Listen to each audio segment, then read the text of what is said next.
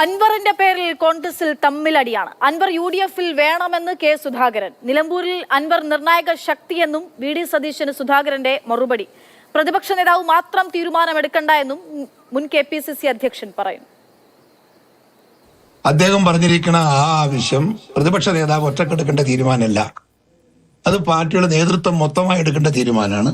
അത് പാർട്ടിയുടെ മൊത്തം നേതാക്കന്മാർ ഇരുന്ന് ചർച്ച നടത്തി അതിന്റെ പുറത്ത് തീരുമാനമെടുക്കും. What ever it may be.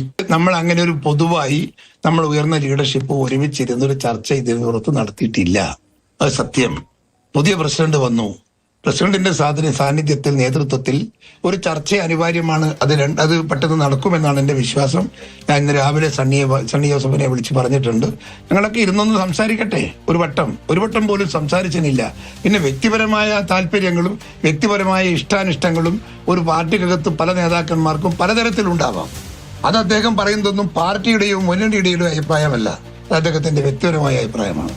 ആ അഭിപ്രായത്തെ മാനിച്ചുകൊണ്ട് ആ അഭിപ്രായം മാത്രമാണ് വരാൻ പോകുന്ന തെരഞ്ഞെടുപ്പിന്റെ ബലാബലം പരിശോധിക്കുന്ന മാനദണ്ഡമെന്ന് ചിന്തിക്കുന്നത് തെറ്റ്. എന്തായാലും അൻവറിന്റെ കയ്യിൽ നിൽക്കുന്ന വോട്ട് UDF-ന് കിട്ടിയില്ലെങ്കിൽ അത് UDF-ന് ഒരു തിരിച്ചടിയായിരിക്കും.